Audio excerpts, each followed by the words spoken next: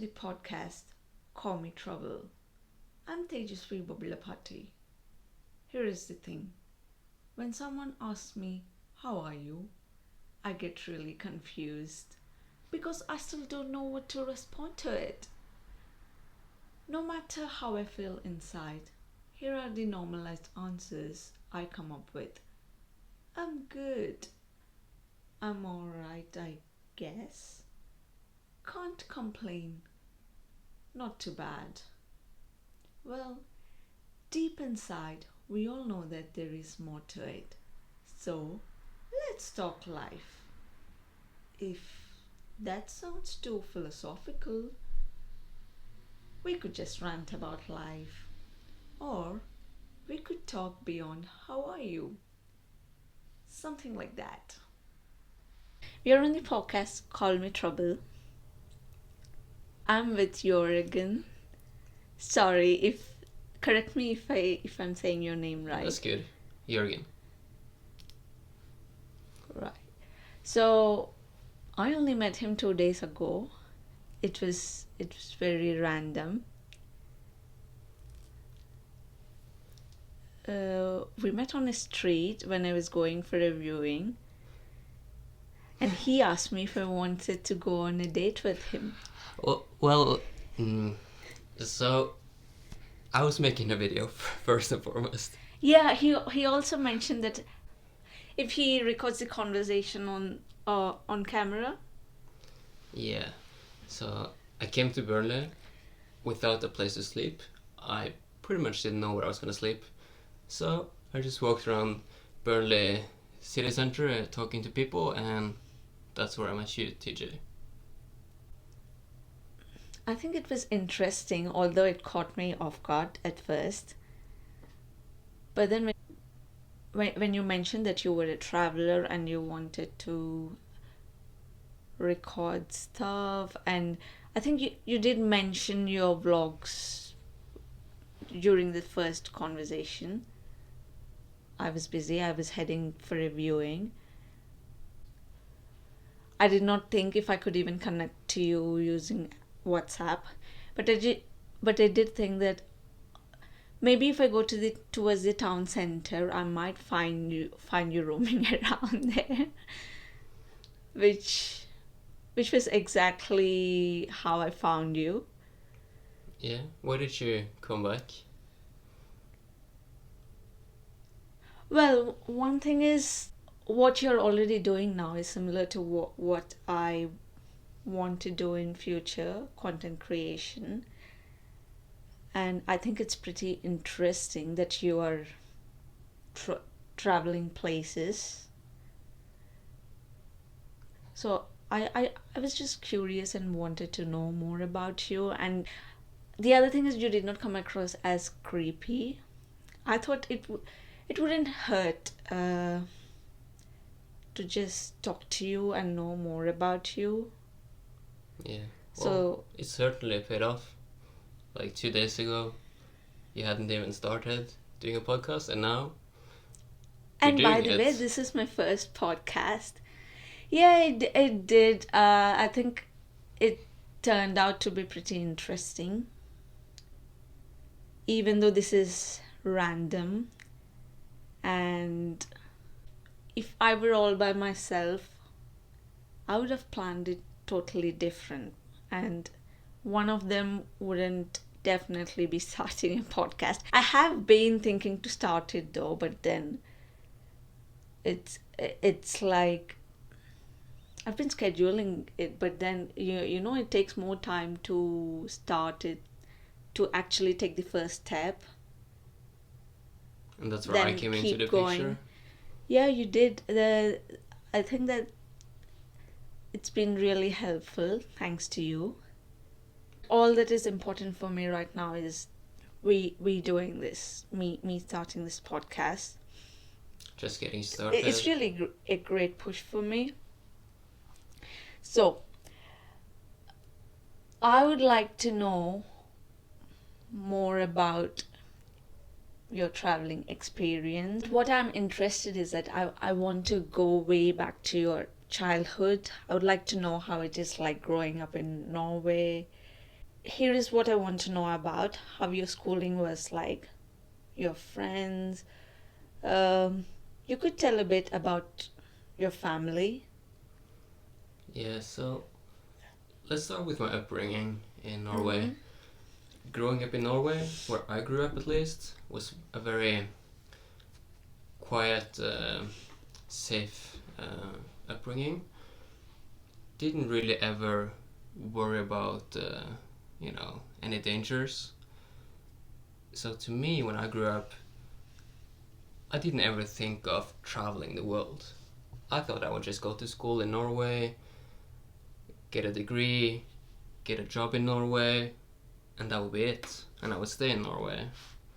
But somewhere along the journey, something changed. And now I feel like I cannot stop exploring the world. I have to keep going, in a sense.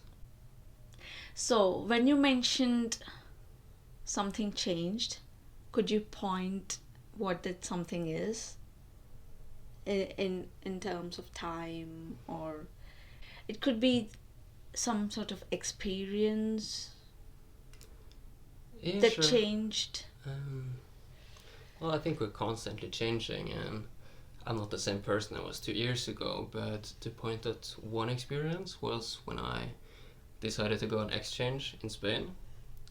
So I did my second year of high school in Spain. So for 10 months I lived with a Spanish host family in the southern part of Spain. Had a great experience, and when the time came when I had to leave, I really felt like this was not my last journey, my last trip. So you did not see yourself going back to Norway and just lead a life there. You wanted to travel different places. Yeah, you know what they say, once you go traveling, you never go back. So when I came to Norway after my second year of high school in Spain, I just knew that I wouldn't stay here. And I pretty much immediately started looking at schools in other countries, United States, for instance. So yeah, I just knew after that, the second year of high school, that this was not it. I had to keep going. Would you please explain uh, the word exchange, how it works? Because I do understand that you have started to live in a different country all by yourself while you are still studying, while you're still at school. Yeah, well, it was a part of my high school diploma in Norway, but in Norway you can choose to do one of the years abroad in a different country. And while most of my classmates chose the United States, I went to Spain. So That sounds really cool. I think it does give you an opportunity to explore a totally different part of the world. yeah, it was such a good experience, and so if anyone ever thinks of it, like, go for it. It's like it should almost be mandatory to do an exchange year abroad. Is it mandatory, did you No, say? it's not mandatory, but it should be You almost think it because it's should that good. be? I mean, I would have enjoyed that if we've got it in India. But when all of your friends are choosing to go to United States, what made you choose to go to Spain? Well, so I had been to Spain once before I went on my exchange year, and I really liked it. That was in Barcelona, and I didn't go to Barcelona this time, but yeah, I just love Spain in a way. I've always supported FC Barcelona, so yeah, it just felt natural for me to go to Spain. I was also taking Spanish lessons in school. So would you say it's mostly football that took you to Spain? If not mostly, at least a big part of it was because of football. Apart from football, could you tell what are the things you like in Spain? Well, the weather is amazing. It's just incredible. I couldn't ask for more.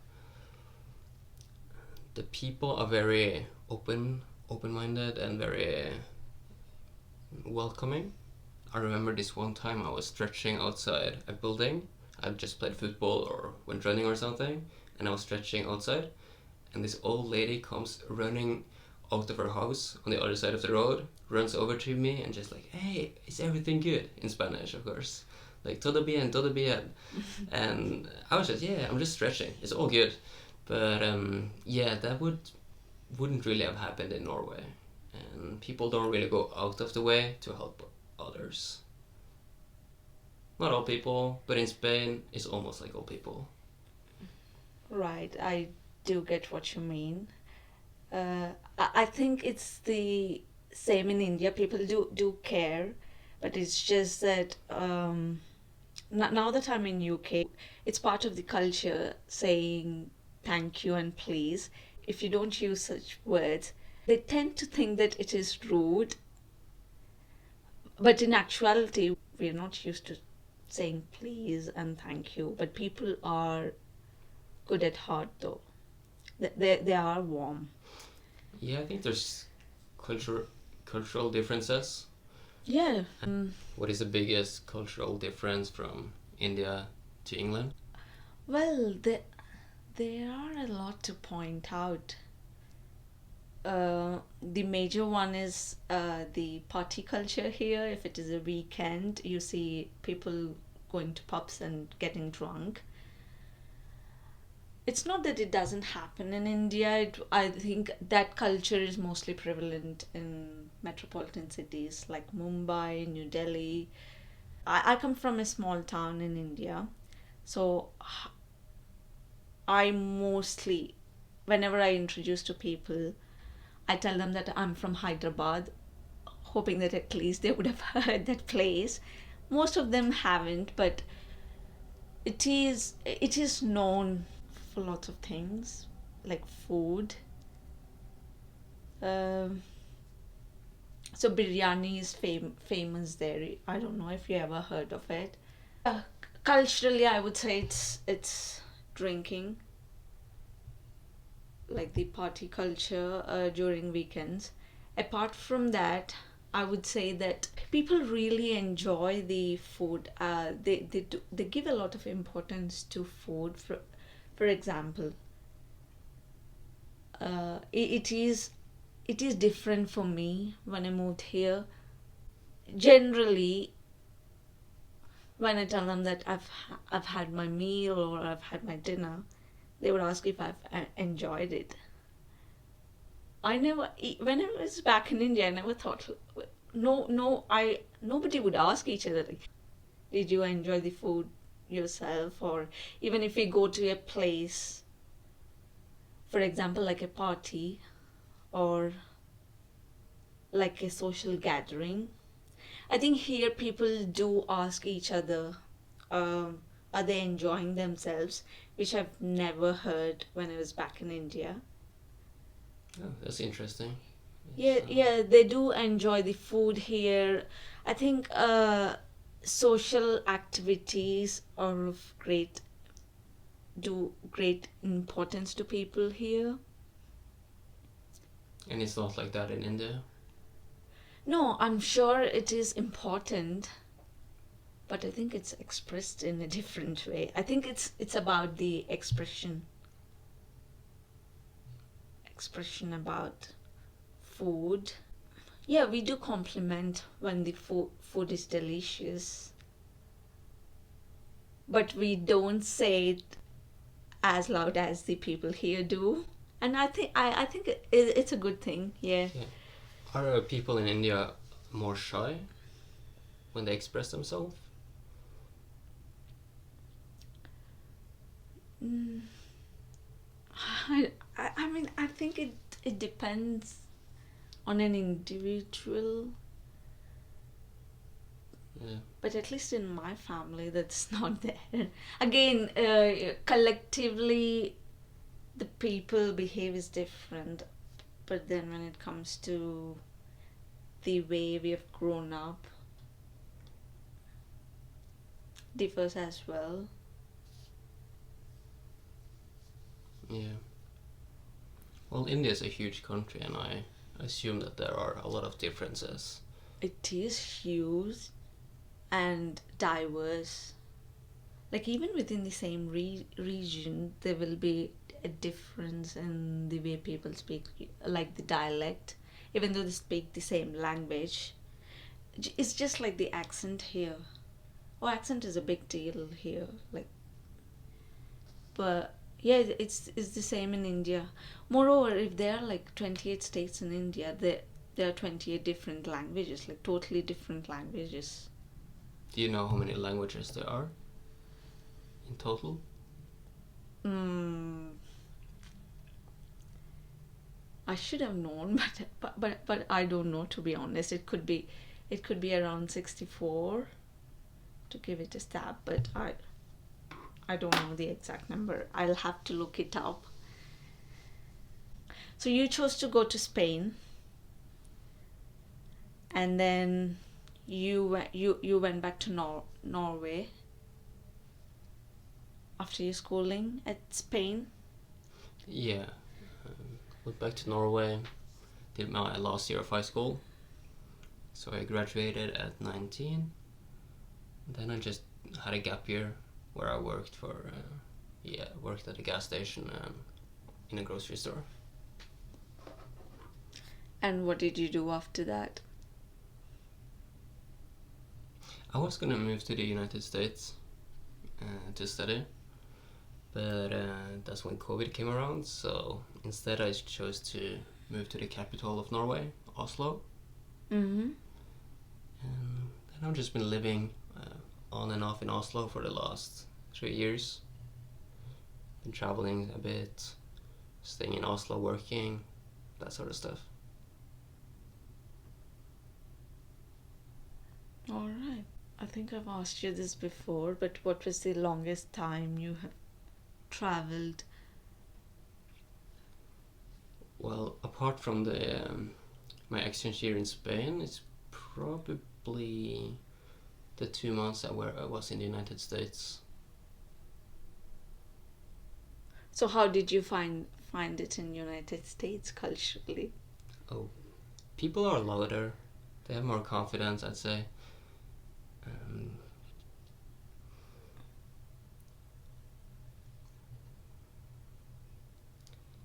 yeah, I'm not sure how to describe it, but it's almost as soon as you land in the United States, you can just feel that you're in a different place, a different continent. Mm-hmm.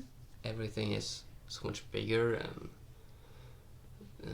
the people working in TSA were like super stressful, and yeah.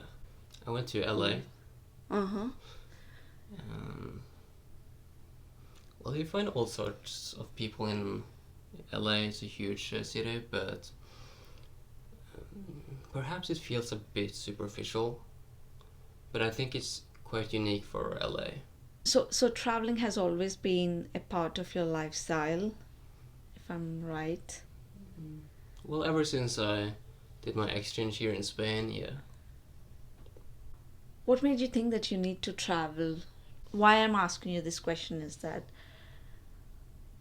I haven't traveled much when I was a child, and moving to UK was like, I mean, it's the first time I traveled abroad. That too for my studies, all by myself. I would say I because I haven't done it a lot. I wouldn't have probably thought about traveling much. So what do you get out of traveling? Well, that's a lot. How do you feel while In a way, you traveling? feel free. It's like you leave your own bubble, in my case in Norway, behind, and you venture into something unknown if you haven't been there before. You see different cultures, it's new people around you, new places. Yeah, you just feel free. You're not trapped in the old life you used to live. Oh, yeah. So it's basically like getting out of the place where you have always lived, or Yeah, I would say so. So freedom would be the answer if I ask you what makes you do it again and again. Freedom and curiosity. I just, ever since I started traveling, I just want to see more and more.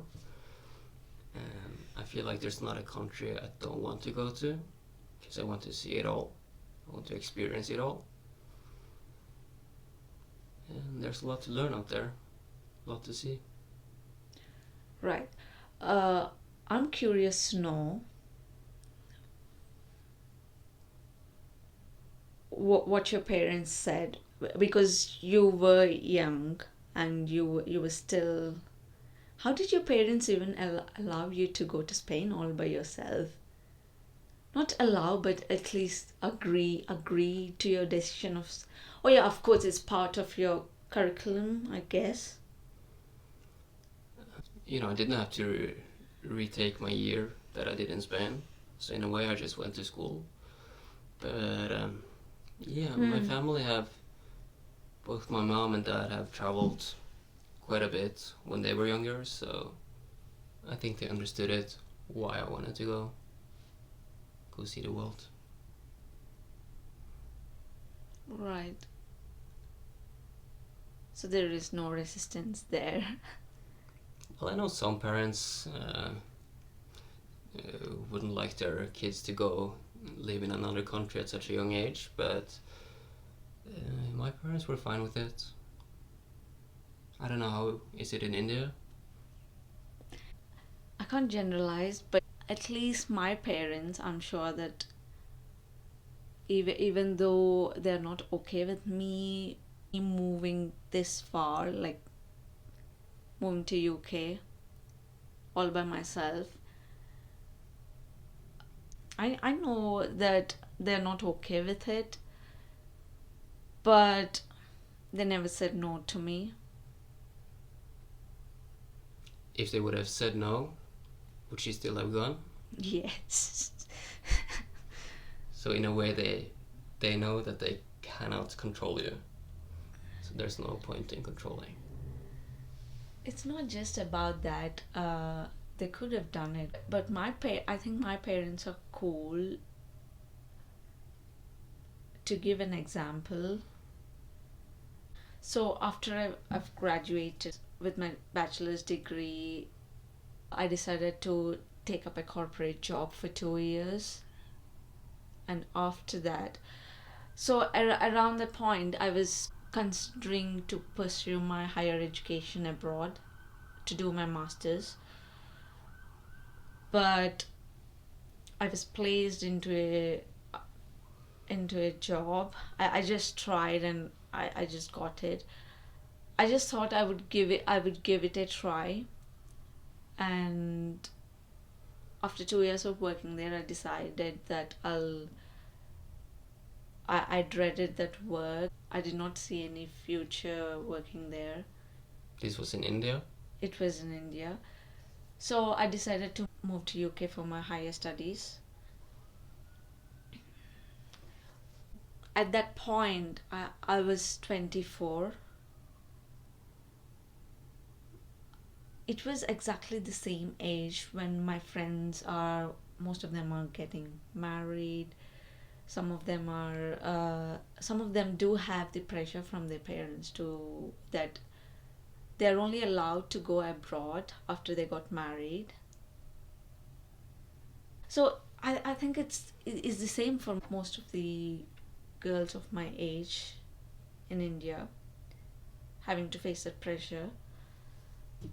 Uh, Even with some conditions from their parents that this is what they are ought to do. My parents have never done that. Like, then they never put a pressure on me saying that you got to do this, or you're supposed to do it this way. They've always left the choice to me. Have they ever been angry with you for doing so? No, definitely not. No. You got cool parents. Yeah, they are cool. Um, do you regret coming to the UK? Definitely not.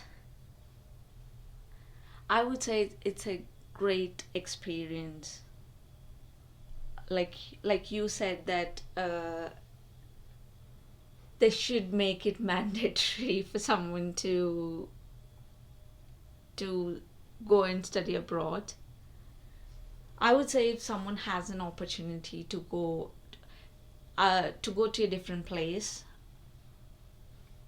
I mean to go abroad. Not just that. I would say they should get out of the place where they're born, where they've always lived, and where their parents think they should be there. I think they should get out, and I definitely not regret it. It's because w- when I moved to UK, I would say that I'm a different person every year. Like a better version of myself. I've always been told that right from the childhood we need to get good grades and then probably get a good job. I did not even hear people talk about the other options I've got. It's just because people don't know. Like going abroad? It's never thought of. No, it's not that. Even if you go abroad, I was here thinking that I need to get a job once I'm done with my masters. So the whole idea is around getting a job. But after moving here, things have changed for me. Like now I feel like I can do whatever I want. But back then, I used to think that even though I dread working for someone, working in a corporate environment. I'm not saying having a corporate job is not good. It's just that something I did not enjoy, and I don't want to see how it's going to be even in future. It wasn't right for you. I don't think I would enjoy doing that. But the other thing is when you don't know your options, when you don't know that you could do something else, all you could think is this is how life is. This is how I eventually have to do. We just give up thinking the opportunities are limited. Like we are limited in terms of our own skills and mindset. But that changed for me When it changed when you came to the UK? when I moved to UK. Now I know that I could do whatever I want. I couldn't generalize, but I would like to tell the people that they can do whatever they want, no matter at what stage they are at. Yeah. Where do you see yourself heading going forward? I want to live anywhere in the world without having to feel like it's stringent to live in a place. To give you an example, Jackie Chan. I'm a fan of that guy. Why is that? So he's famous because he has done things differently. So, for example, his genre is action comedy. When we look up to the successful people, we tend to think that there might be something favorable to them that made them rich or successful. But I think it's because they only tried. What do you think matters to become a movie star? Just keep trying.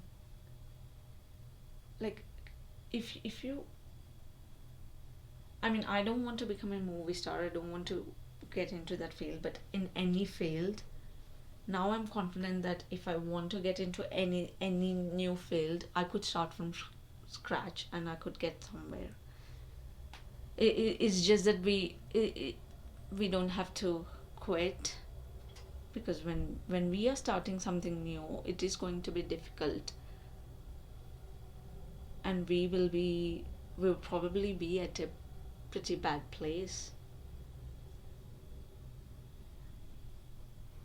Yeah, it takes time to achieve anything big. The reason I say Jackie Chan is that he himself has the humility to say that, he's got a big nose, and but he does have a pretty smile though. I did read his book Never Grow Up. So in that he mentions that when he was first trying in the movie industry, he was a stunt man. These people are never noticed yet. So the famous heroes at those times, they appear in front of the camera, but when they were to perform the stunts, it is so there will be someone. So it looks like the main lead is doing all of it, but it's actually someone else, which means the credit is going to the person that's in front of the camera. So he has started from that place, and the main thing he highlights is that he wanted to start things all by himself. He has gone to a stage where he has learned to direct. I don't know all the departments of a movie, but it's like screenplay, direction, and then editing. He says that he has learned to all that stuff. I think that's why he has become great. So when we look at people at certain stage, we think that, oh, they are good at this, or they they or they might say they are natural, but I don't think that. It seems they are natural at the stuff because there is a lot of back end work that has gone through it, probably over years. Yeah, I think for the majority of people, that is certainly the case. But I also do think there are people who it just comes natural to. I don't think so. It is behavior is all learned. There is no such thing as they're inherently good at something just after they're born. I don't think so. I think they have developed them within themselves in some way, probably due to their surroundings. It's as simple as this. We as kids we learn it from our parents, and I think we tend to do the things that we see our parents do. For example, uh, having a physical activity is of great importance. Like when I was a kid, I do have younger brother. So my I remember my dad. He was a school teacher around that time. So his school starts probably around 7:30 or 9 o'clock.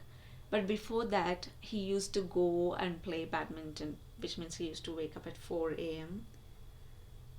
And me and my brother, we have always gone outside. The weather is always pleasant in India. So we were used to, even though we had televisions, we were used to going outside and play with other people. Like, we used to have physical activity. So he knows the importance of moving our body in a day, like every day. So even though after I have grown up, I now I think I still do it just because I've seen my dad do it. I think it's a good thing because exercising is really important in our day-to-day life. Yeah, for sure. And I think the same thing goes with reading books. So it's like some people, they could, even though they don't see people around them do the same thing, they might develop. I'm not saying it has to be developed from their parents, but I don't think people people are inherently good at some skill or they're natural at something. Well, I don't know if you can call it a skill, but if you're born 6'5", your chances of reaching the NBA is much higher if you're born 5'5". Or if you have an IQ of 150, you're much more likely to be successful than if you're born with 80 in IQ. So it's like That I disagree. The IQ thing. circumstances matter, but you can learn most things by yourself for sure. We can learn. I mean, the chances could be higher, but I don't know. I really don't know about the IQ thing because most of the successful people you see, they have some sort of disorder like dyslexia. What about it? I couldn't scientifically state it, but most of the people I know, Richard Branson. What about him? Not really, but just He's like a billionaire. He owns Virgin Media. yeah. So he's dyslexic. I don't know if you ever heard of, Shark Tank, right? Barbara Corcoran. Yeah. She is dyslexic. Because of these conditions, they do feel miserable, Yeah. like facing hard time from people or even teachers. Yeah.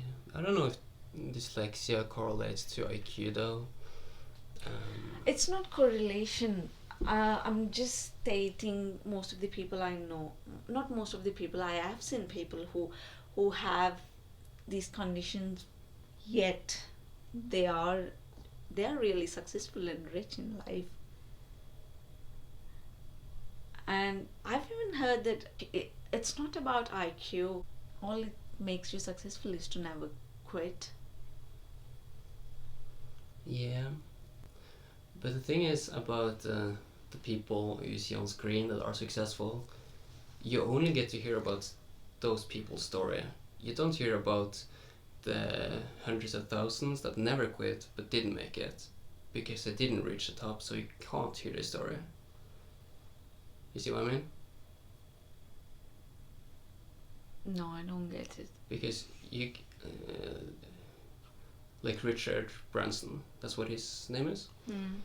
The only reason you've heard of him is because he did make it. But there are probably like a couple thousand other Richard Bransons that never made it, but they never gave up either. But you don't hear about their story because they didn't make it. But then again, yeah, as long as you don't quit, you're increasing your chances of success. Again, what I would say is that it's not necessary that all people be Richard Bransons. It's about what they like doing. I think it's about fulfillment.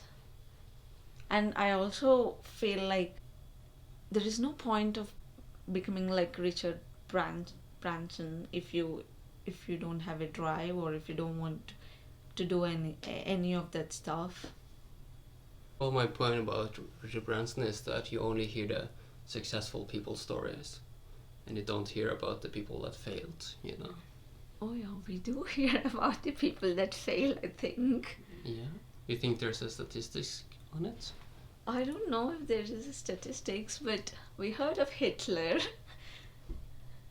Well, he was quite successful, to be honest, in what he was trying to achieve, at least. But I'm talking about the everyday people that start a podcast or start a business.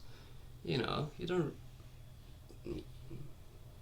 Yeah, you don't hear about the people that a lot of them who fail. We we don't. Again, the other thing is failure is seen as a negative thing, even at school. I think it is a marker for improvement. But whereas if we fail at something, it's it's kind of looked down. I'm not sure if that's the right word. For example, at a job where um if you're starting a new job, provided they offer you a job, uh, I came across situations where I was expected to not make any mistakes. If if I do make any mistakes, that used to terrify me, thinking how the other person would treat me or what they would say because I've made that mistake. Because it's obvious I'm doing it for the first time, and I will be prone to make mistakes.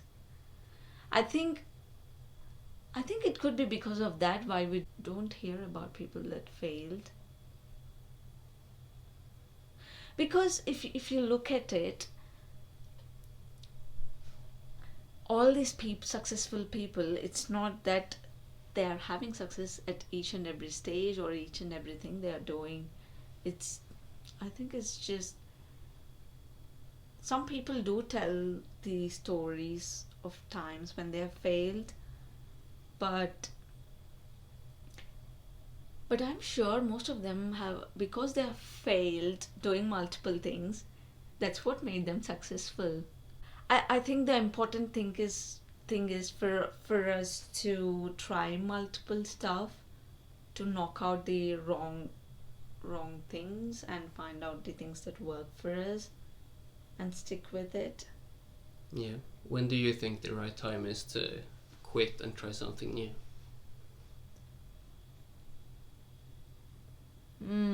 Interesting. Because you're quitting, in a sense. If you try to start a podcast for 6 months, and if you're gonna follow that advice, you should quit to try something new, you see. So when should you try something new? Probably if you're not enjoying it anymore, if you're not enjoying some things are like, for example, some some things are like, I think I have shiny object syndrome, where you would like to try or invest time into any new thing, be- because our brain is always curious about new stuff. So we think we want to do it, but then when we are doing it, we think we actually don't like it as much as we do. So I would like to give an analogy here.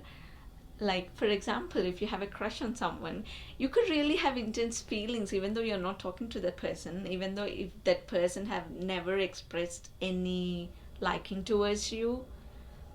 But you could really tend to make up stuff in your mind, thinking, oh, I like him, it would be nice if he talks to me in such way.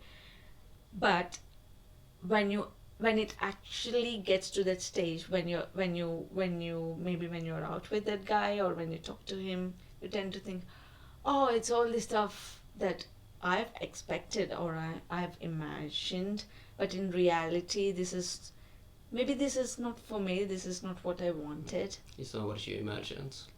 Yeah. Yeah. How long have you been planning this podcast? When did you first start thinking of it? Podcast, it was probably not long though.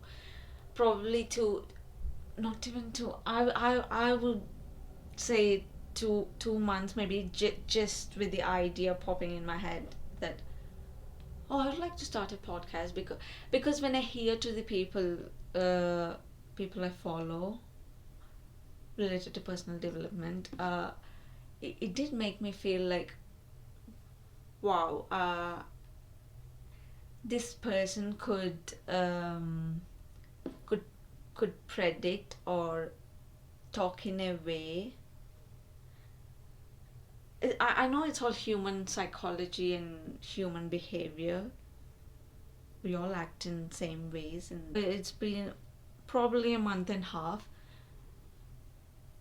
but I wouldn't have started this early, not No. at least all by myself. So thanks to you. Even if this thing never takes off, like you'll still develop friendships and also the ability to just speak clearer. That's one thing I've noticed, at least. That when you do things like this, you get better at speaking, better at explaining things, you speak more concisely, that sort of stuff. Yeah, that's the thing. I could feel the difference in this 2 days in terms of speaking, because it's just not enough that you have everything in your head. I think what makes the difference is you effectively putting it Yeah.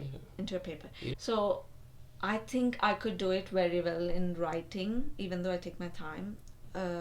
I think I'm very good at writing. But when it comes to speaking, I don't have anyone to speak or even interact with. I moved to UK.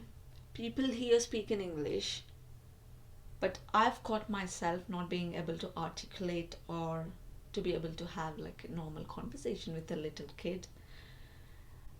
So I'll tell you the story first, and then I'll tell you why I think uh, it is difficult for me to articulate or find the right vocabulary. I think it's all about practice. So on this day, it was a stormy day. Yet I was coming back from the leisure center, and there was this little kid. I was carrying an umbrella, even though it was windy. A small girl was walking beside me. She's not having any umbrella. It seemed like she's from here and she's used to it, like typical British weather, right? So we wouldn't have talked, but then we noticed this guy. So he was carrying a trolley with all his stuff in it, with like a supermarket trolley with stuff in it. We just looked at him walk past by us. I looked at him, and then this girl looks at him. It seemed like it was unusual for her. And then she looked at me and she smiled, and then I looked at her, and we smiled at each other. So I did not want to initiate a conversation because I did not want to come across as creepy talking to kids. It would have been okay, but I was afraid. So this girl, she smiled at me. She said hi. I was like hi. That's when we were talking, and then when I was talking to her, I realized that I couldn't speak. I couldn't ask her what I want to ask. I couldn't find the right words. I thought to myself, I'm being all by myself, and if I don't speak to people, if I don't interact, I do think that I can live all by myself in the little bubble of mine without interacting with anyone, just a normal job to pay my bills. I did have the thought thinking that I could live all life like this, but would it be enjoyable for me? Probably not. You felt like in that moment something had to change. Not just in that moment. Now I'll talk about why I told you why I think I'm losing that ability to speak. So people might think that I'm in some English country, so she would probably come back as a foreign return with maybe she could speak well, maybe she could speak fluently with English accent. But that's not true because I'm not interacting with people. There is no practice of speaking with people. So I think it's about the people around us. It's not just that. Social interactions are very important. Yeah, they are. It's it's the basics of the human experience. I mean, I would like to call myself an introvert, but it's not. It's not just the thing that introverts are the people that don't like to socialize Well, it's more or they that talk less. I think I would. I don't know. I've heard this word ambivert. I'm more like the person, like with the person I'm comfortable with. Uh, I could talk, probably making the other person feel, oh God, would she ever stop? Would she ever shut up? well, yeah, who you hang around is very important for sure. It is, but here is the other thing. Like I said, culturally it is different. If you go to a pub, either it is the sugary drinks or it's alcohol. The other thing is we don't have healthy options out there. If we were to go out and hang out. You could ask for a glass of water. Oh yeah, I never thought about I mean, you would it. get looks for sure, but you could. Yeah, it could be the reason, but I don't know. I like I don't drink. What's the point? Or I don't want to get into drinking just because the other person is doing it. I mean, like a like a people pleaser. I think I have done a fair share of people pleasing, and I choose not to do it anymore. Yeah. You feel like you're done with that?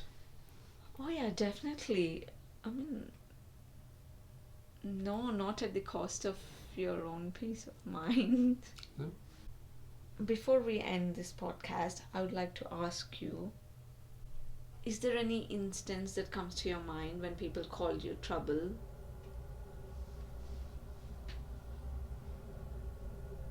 For sure. Just had to think about a bit about that one. Um, I think it's sort of the same thing with me when I was younger. I didn't necessarily speak up. I was sort of shy. I was a shy kid, but like the older you get, the more I've become okay with people not liking me. So whenever I disagree or whenever something is not cool, I'll just say what I mean. If people don't like me for my opinion, so be it. Doesn't matter. I don't even like most people myself, so why would I care about what other people think? Right, but Or could you give me a specific example? that's what you want? Yeah. Let's find a good time. Well, I've had a few clashes with my bosses, my previous bosses.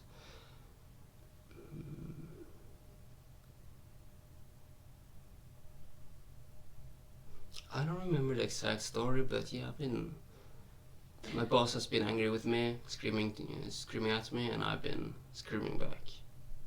In a somewhat professional way, of course. Could you remember what the context is about? I think I was sick. I was calling in sick, and he was just not having it. Right. Because it was during COVID, and he didn't think it mattered, that I was sick and possibly had COVID. So he wanted me to come into work, but I was sick. So I just got mad at him because he got mad at me. Yeah, why I asked you that question is that, like I said, this podcast is called Call Me Trouble. I would like to I would like to talk about the things when we speak up, how we will be judged, and because we spoke up, we'll be called trouble. Yeah, I like that. I think being called trouble is a good thing. That's a compliment. If people Yeah, think I'm troubled, I'm like, that's cool, man. I'll take that. Yeah, not in a sense like we are looking for trouble or looking to create trouble. No, it's for being called trouble for speaking up. Yeah, I like that. So that's the end of this show, Call Me Trouble. I hope you've enjoyed my conversation with Joregan. I know I've made some generalizations there, but do let me know your views about it. Thank you.